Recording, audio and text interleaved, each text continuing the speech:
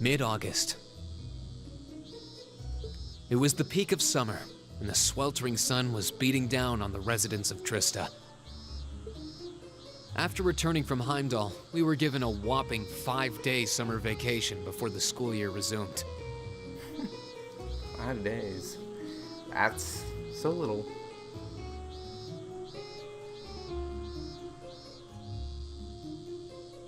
Turns out, Thor sticks to its military roots, only granting extended vacations to students over the New Year's holiday. However, nobles are allowed to visit home, ostensibly to give them time to become familiar with their family's holdings. And, as you might expect, that meant most students from classes 1 and 2 spent summer away from Trista.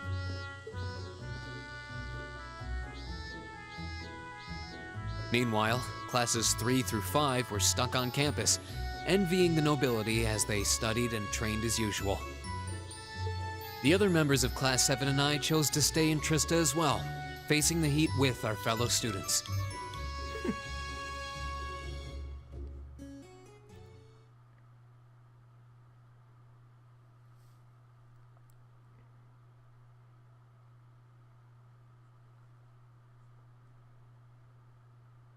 Can y'all guess who my least favorite character is in this game so far? Can you guess? Can you guess? If you've been paying attention to this series, you'd know by now. Ugh, it's so hot, I'm dying in here. I'm sick of this heat already. Talking about it is just making me feel even hotter. The Academy should install an orbital air conditioner. At least then it'd be a little easier to cope. An orbital air conditioner? What is that? Well, it's a device that blows out cool air to help regulate a room's temperature. Maybe it'd help if you think of it as the opposite of a stove. Wow, that's some kind of wizardry. I've heard of them, but aren't they supposed to be prohibitively expensive? Only the most modern buildings seem able to afford them. Do you even have one in your house? Well, there is one in the Rhineford Company's corporate headquarters, yeah. It'd be nice if my mother could spare one, you know, for the academy she sits on the board of directors for. Seems a bit much to hope for. This is a military academy, so I doubt we can expect to be indulged quite that much. Still, a machine to help keep us cool in the summer, whoever first invented that should get a medal. I'll admit, the summer heat here is more difficult to cope with than in Legram. But as long as I think of it as another part of my training, it doesn't bother me all that much. Rayhard gets similar summer heat waves, but there's usually a breeze blowing in from the canyon at this time of year. And it does make summers a bit easier to manage. My hometown's up in the mountains, so it's pretty cool even around this time of year. Actually, now that you mention it, I would have thought you three would go back home for the summer, being nobles and all. You were given permission, weren't you? Haha, if everyone else was going home, I would have considered it. But in the end, I decided against it. I mean, it wasn't all that long ago I got to see Elise. Maybe next year.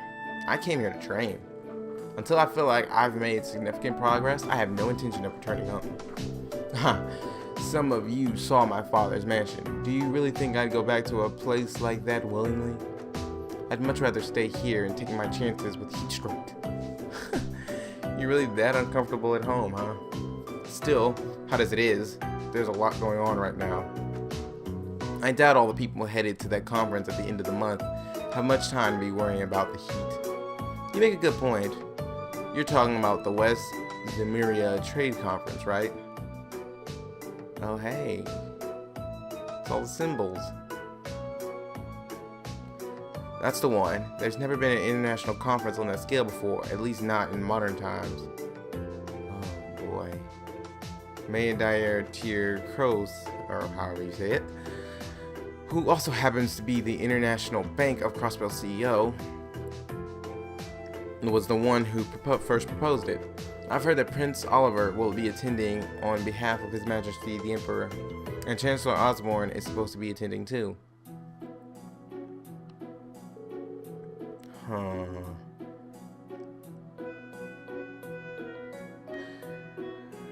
Something will happen. Seems crazy to think we met them both just a few weeks ago. The Chancellor in particular was a pretty intimidating figure. Seemed like a big scary monster. I've heard he served in the Imperial Army before becoming a politician. Then 11 years ago, His Majesty entrusted him with the position of Chancellor. Supposedly, a full 70% of the Imperial Army is under his jurisdiction. His real fame comes from establishing most of the nation's railway network, centered on the capital. Though he's also been responsible for annexing several smaller countries and independent states around Erebonia. I believe those all took place without any bloodshed, though, at least as far as I'm aware. I wouldn't put too much stock in what he's selling. Military spending in this country has increased exponentially since he took up his position as Chancellor. And that's only possible thanks to the tax revenue he gleaned from the people of Himdallr and the annexed nations. Well, he was the one who ordered the construction of the 2 railway guns they've got pointed at Crossbell too. At one point, Erebonia was on the verge of full-scale war with Calvard because of those things. Oh yeah, I heard it was actually Liberal that proposed a way to avoid an armed conflict. They ended up signing a non-aggression pact, right? Yeah, though as I'm sure you noticed, there's still quite a bit of tension between the two countries. I wouldn't be surprised if the issue reared its head again during the trade conference. Chancellor Osborne's been a real popular figure in the capital, though. Popular enough that he seems to have a group of terrorists after him. He does seem to be the Imperial Liberation Front's main target, doesn't he? You know, the Hammer of Judgment that's the top of the dictator and all that. Indeed, they seem to harbor a deep-seated grudge against him. Their anger seemed a bit unusual in its intensity, didn't it? He does seem like the type who'd make a lot of enemies, especially with a face like that. Well, I'd rather not speak ill of my father's close ally, but... Come to think of it, isn't the instructor awfully late? It's well past time for homework to start. When is she ever on time? True, it should have started about 10 minutes ago, actually. I swear, that woman. She better not be sleeping off another hangover back at the dormitory. Wouldn't put it past her. I wish I could say there's no way our upstanding instructor would do that, but I wouldn't be surprised. Excuse me. I'll have you know I did no such thing. Today. Today, yeah.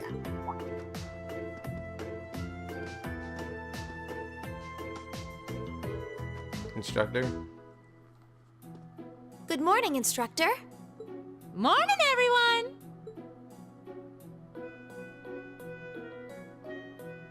Anyway, I'll have you know I've got a good reason for being late today. Oh yeah? Let's hear it. And that reason is, we're going to be welcoming a new classmate today. Excuse me? Huh. Huh.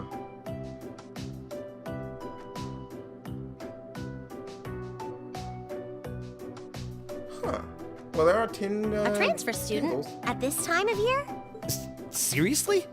All right, come on in. Righto. Oh boy. I saw it coming. Huh? Crow? But isn't he a second-year student? I'm Crow Armbrust. Starting today, I'll be joining you fine folks as a member of Class 7. It's gonna be pretty sweet, guys. What? What? I mean, how? Are you sure you want to know? It's a long tale fraught with the intrigue of school politics. I don't think I'd put it quite like that. Back in his first year, he slacked off so much that he ended up failing a few of his classes. Then he came crying to me in a panic like, "Oh, help me, Instructor Sarah! They're not gonna let me graduate." So as a special exception, he's going to be joining us for the next 3 months to pay for his laziness. You can't be serious. That's an even more pathetic reason than I was bracing myself for. I think you already know that Crow was one of the trial users for the Arcus test they ran last year. So I thought he might be a good role model for you. In that sense, anyway. And don't forget, he'll also be joining us on our future field studies, too. Nice. Looks like you saved me the trouble of having to explain it all. It made it more embarrassing for you, too. Anyway, let's let the good times roll. Oh, and since we're all classmates now, no need for all that sweet talking you lay on the other second years, all right? Right. Easier said than done, I fear. If he was any more laid back, he'd be comatose. Instructor, I can't help but notice you left the door open. Wait, is there someone else, too? Huh? Are you serious? Oh, I was hoping to catch you off guard. All right, come on in and say hello. I thought you forgot I was out in the hall! Oh, no. Hey, how much you want to bet it's a little girl with blue hair?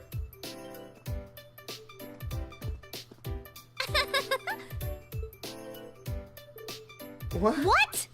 You must be joking. Hey, aren't you? You're the girl we met in the Nord Highlands. Yuppers! Long time no see, guys!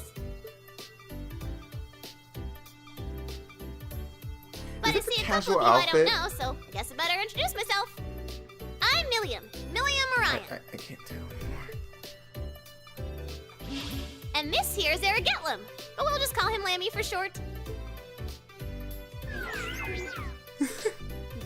What the hell is that? Holy crap! It's that thing we saw at Ark's fort. So this is that strange girl you met in the Nord Highlands. Oh, and a little house rule before anything gets blown up. No bringing that thing out in the classroom. If he accidentally smashes a wall or blasts through the ceiling, I'm the one who's gonna get chewed out for it. Boo! Fine. Anyway. Nice to meet you guys.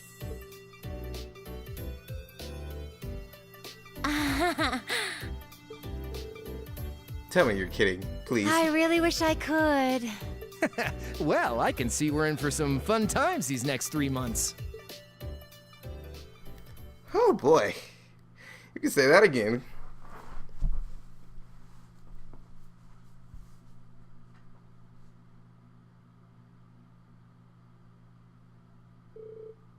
Three days went by. At first, no one was sure what to make of Crow Armbrest and the Intelligence Division Agent Milliam Oren's sudden transfer into Class 7, but within a matter of days, it almost felt like they'd been there all along. Of course. I'm sure none of you need to be reminded that it was none other than Emperor Dressels who ended the War of the Lions. But did you know that historical record tells us that he had amazingly few soldiers under his command? Incidentally, his allies numbered only a few confidants and several warriors from Nord. While supporters rallied to him in each region, his ranks still couldn't hope to compare to the other prince's armies. Nonetheless, they continued to advance, liberating region after region, and after half a year of bloody battles, Prince Dressel met perhaps his most well-known supporter. Milliam, right? Would you happen to know the historical figure to whom I'm referring? Sure do. Leanne Sandlot, also known as the Lance Maiden. Crow, wake up. I see you back there sleeping. Oh, right you are. Well done. Sandlot was the daughter of a count who ruled over a remote region. And accounts tell us she showed great martial skill from a young age. In particular, her skills with the lance was unparalleled. No record exists of her ever being bested in combat. The Lance Maiden also had a group of mighty warriors under her command who fought alongside her in battle. Perhaps you'd like to illuminate us as to the name of this famous band, Reen? Oh, wonderful. Let's see. Do I know? The group, the Mighty Warriors, led by the Lance Maiden. That's the... Oh, no.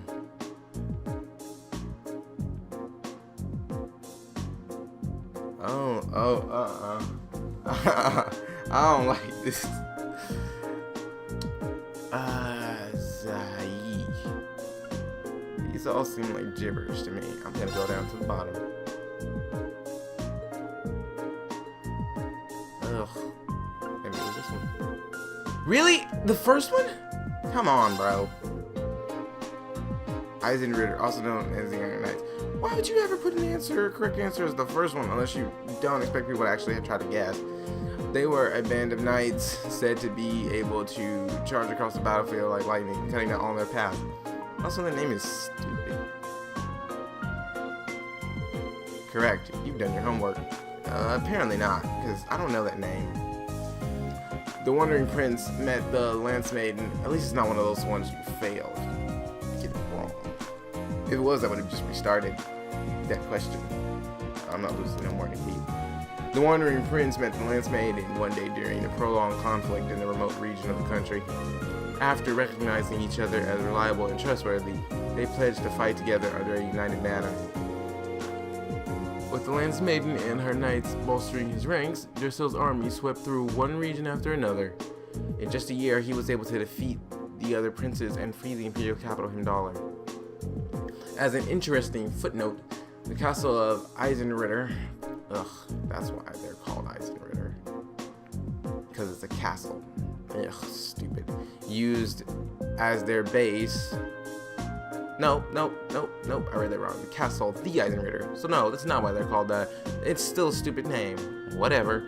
Used as their base of operation 250 years ago. Just so happens to be only a hop, skip, and a jump away from Lara's home in Legrand. I call it Lara.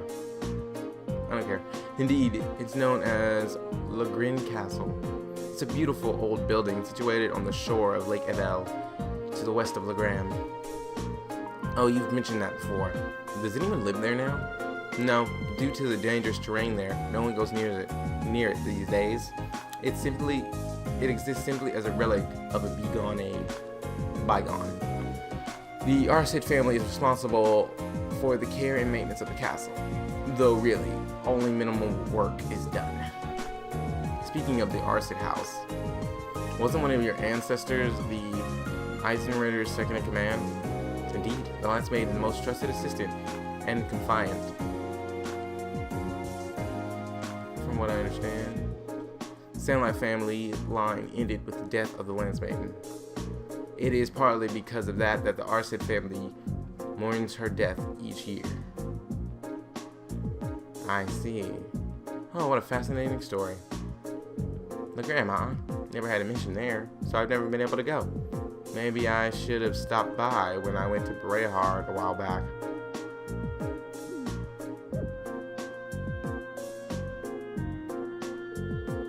You'd think she'd at least try to conceal the fact that she gets sent all over the country on secret missions.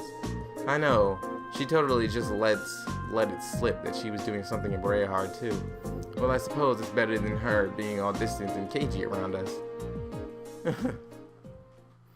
Yeah, I suppose. Okay, so tomorrow's a free day, except for Farine, which means the next Wednesday you'll have your usual practical exam.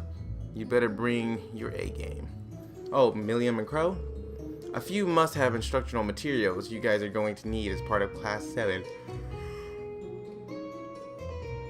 Finally showed up. I'll hand that stuff off to you once we're done here, so I want you to come with me to the faculty lounge. Radio. Man, what a drag. Alright, homeroom's out for the day. Flee while you can. Macus, if you do the honors. Yes, instructor. All rise. Bow.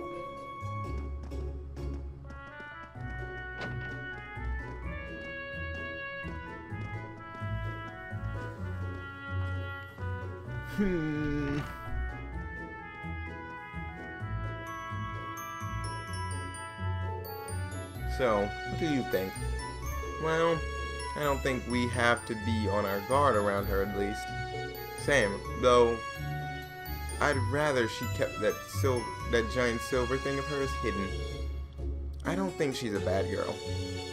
I was taking a nap in the courtyard yesterday, and she came and fell asleep next to me. What does that have to do with whether or not she's trustworthy? Well, she's a member of the Railway Military Police. Do you trust them? At least I think she is. Well, she does work aside them a little bit. But she's a member of, not the military police, it was whatever that group the military police lady is a part of. I forget what it's called. She was one of them. They look like a couple of kittens curled up together. Their personalities may be worlds apart, but they're both rather cat-like in their own ways. She can't be more than 12 or 13, still practically a child. Yeah, you're right. She's so chipper all the time that it's hard to really be cold towards her. Yeah, I don't think I could bring myself to spurn her. She's got this natural charm, I think. Be that as it may, her presence here reeks of blood and iron, if you take my meaning.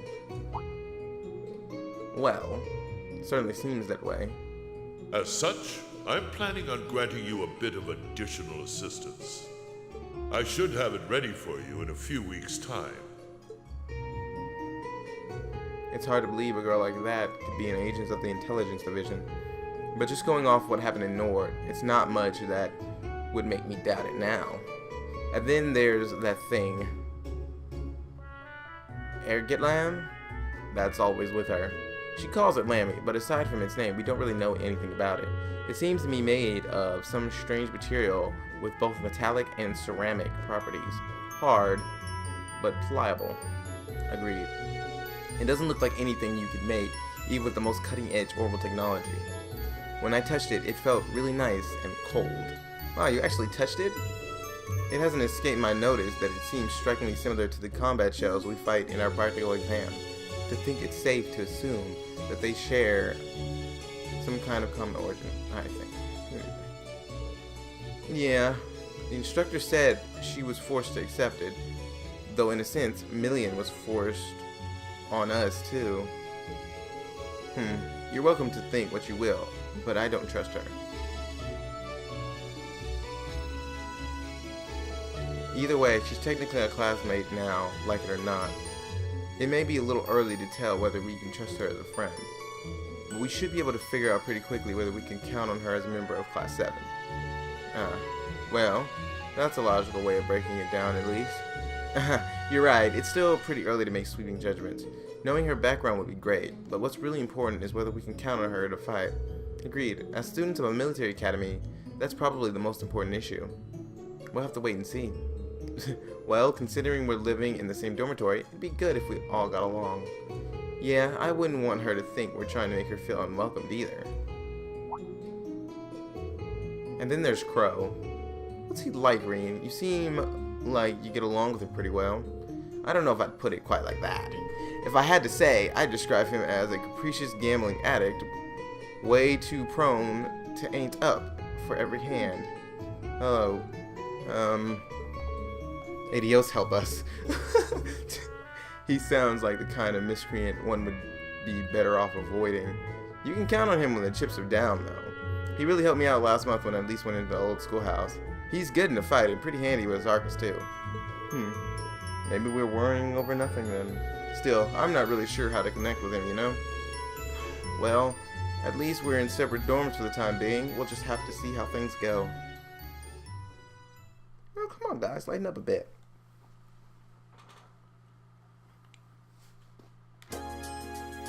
Oh, right. What are we doing, though?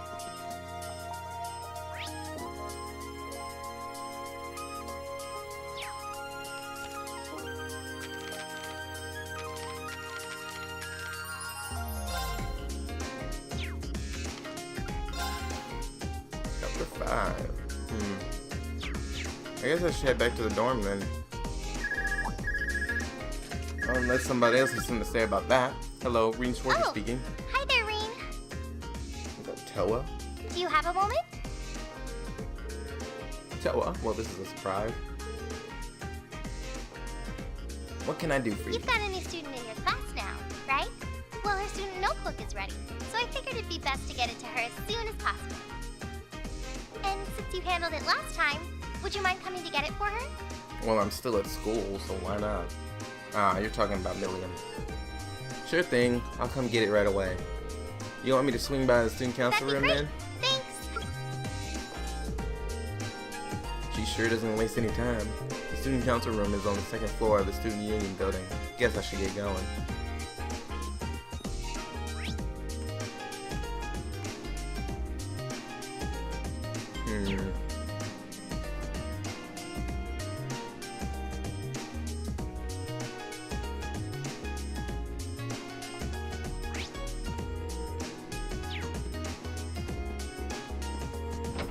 Yeah, I guess I should get going then.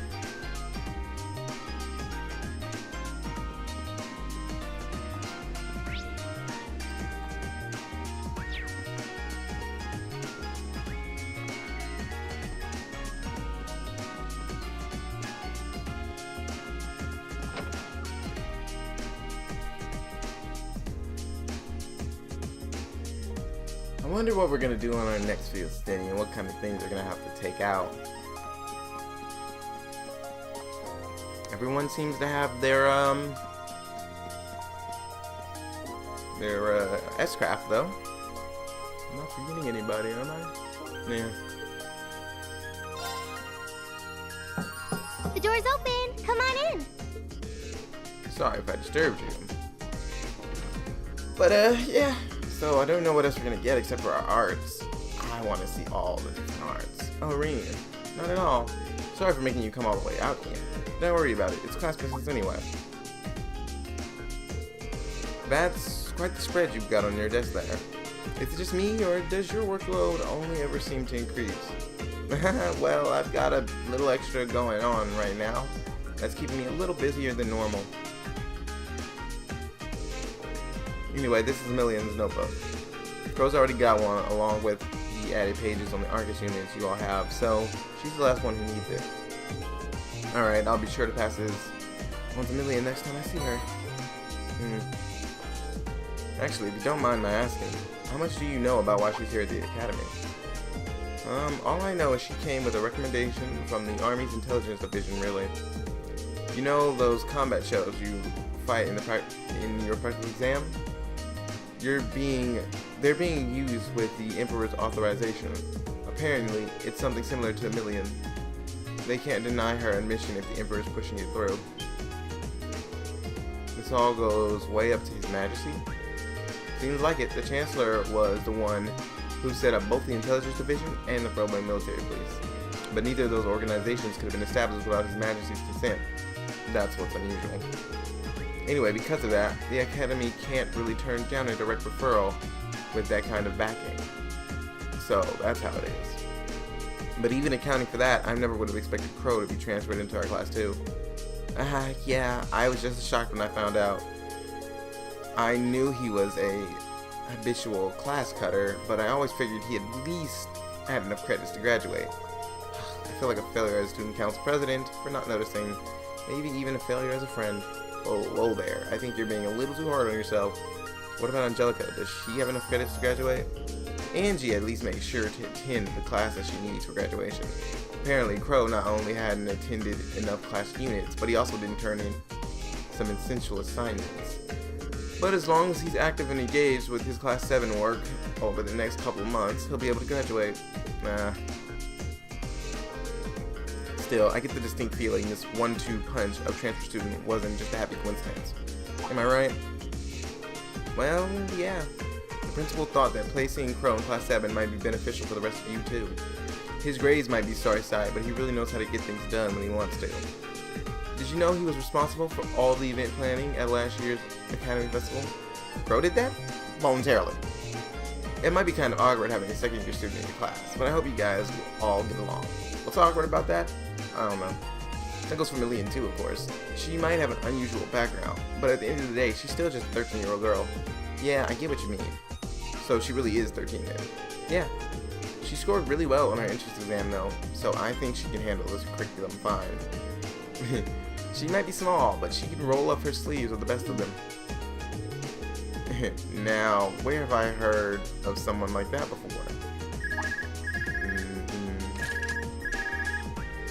Oh, sorry, looks like I got a call coming in. Go ahead and answer, I don't mind. I wouldn't want you to miss anything important. Alright, excuse me then. Hello, Reen Schwarzer speaking. Hello, Reen, it's your favorite instructor here. Oh no. Are you still on the academy grounds by any chance? As much as it pains me to say it, I am. No need to sound so suspicious. You're the one that's suspicious. It's just that after I gave Million all the things I had for her, she just took off somewhere.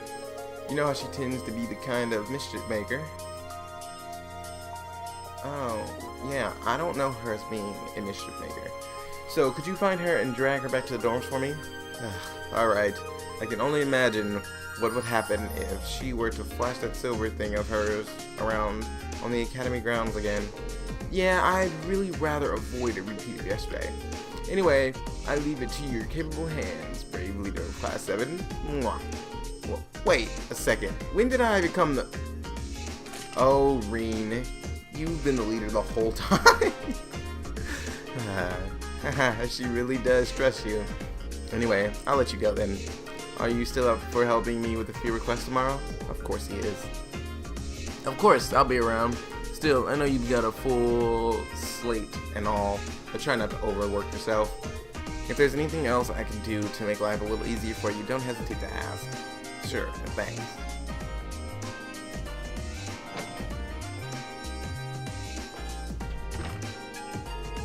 Alright, I guess I better start looking for Million. Well, where could I even start? She could be almost anywhere. I should probably ask a couple of others for help. I doubt I'll accomplish much just checking places at random. Come to think of it, I haven't gotten Crow's number yet either.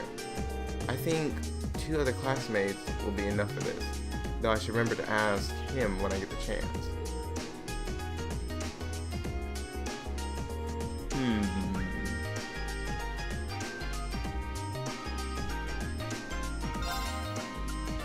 Alien Fee.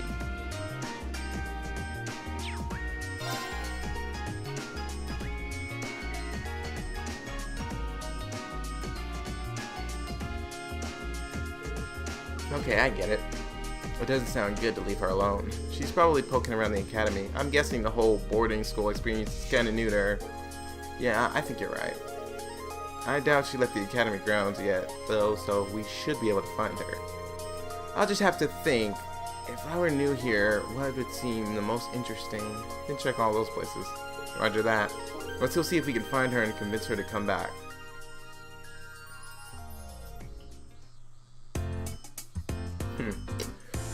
Okay, well, not much happened there. We got some new classmates and stuff, but that's about it. Well, that is all the time we have for this episode of The Legend of Heroes Trails of Cold Steel. If you liked this episode, please remember to like, comment, and subscribe, and I will see you all on the next episode.